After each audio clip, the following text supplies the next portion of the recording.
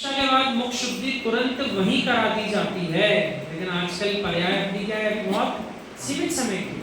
तो अब इतना 12 वर्ष का समय कोई नहीं रोकते, तो उनकी तुरंत दीक्षा के बाद ही मुख शुद्धि करा दी जाती है। आचार्य भगवान विद्यासागर महाराज जी ने जैन गीता में भी लिखा है, था श्री वीर ने सदुपदेश मुझे सुनाया, पर धिक्कार मुझे मैंने सुना ना, मानो सुना भी पर गुना ना।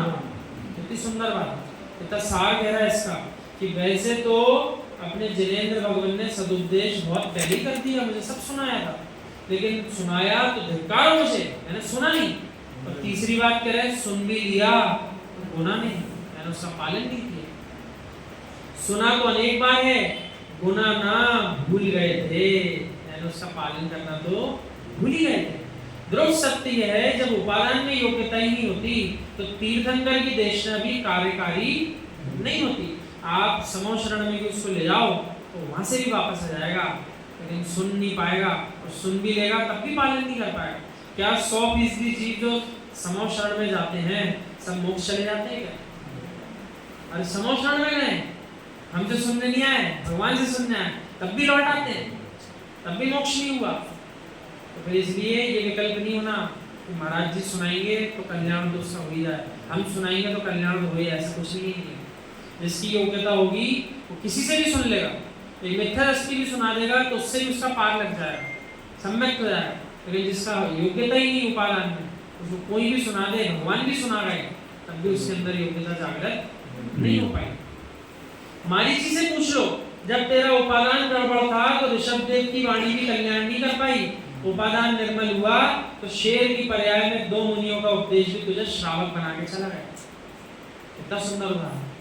जब समूह शरण में गए थे तब नहीं समझ पाए, लेकिन शेर की पर्याय में भी समझ में आना था तो आ गया, तो उपादान में योग्यता आ गई थी, पशुपति में समझना है। तुम तो श्रावक हो, अब श्रावक बनकर ही रहना, सिंह मत बन जाना।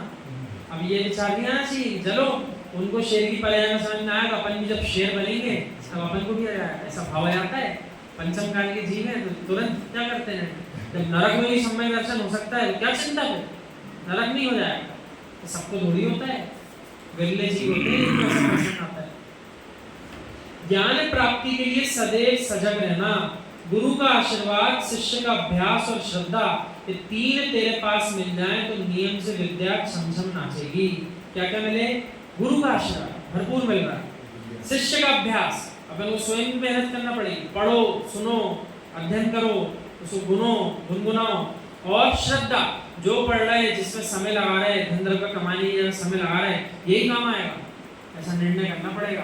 अन्यथा संसार में तो धन द्रव्य की वृद्धि ही एकमात्र कारण दिखाई दे रहा है, बाकी किसी को इसके अलावा कोई प्रयोजन है ही नहीं।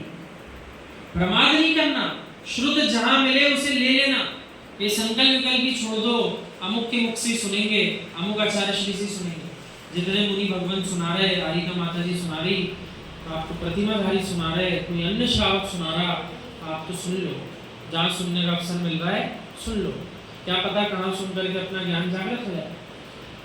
आर्य समाजी लोगों से मैंने अध्ययन किया, ब्राह्मण विद्वानों से भी मैंने अध्ययन किया, अनेक पंडितों से भी पढ़ा, भिलाई में, रायपुर में, बीना में, जिसने एक अक्षर भी दिया उसका उपकार कभी नहीं भूलना।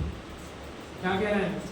हमने तो ऐसा नहीं मात्र जैनों से सीखा हो, पंडितों से, ऐसा कह रहे हैं ब्राह्मणों से भी सीखा है, आचार्य श्री कह रहे हैं, अरे जिससे एक अक्षर भी हमने सीख लिया तो उसका उपकार नहीं भूलना। तो उसने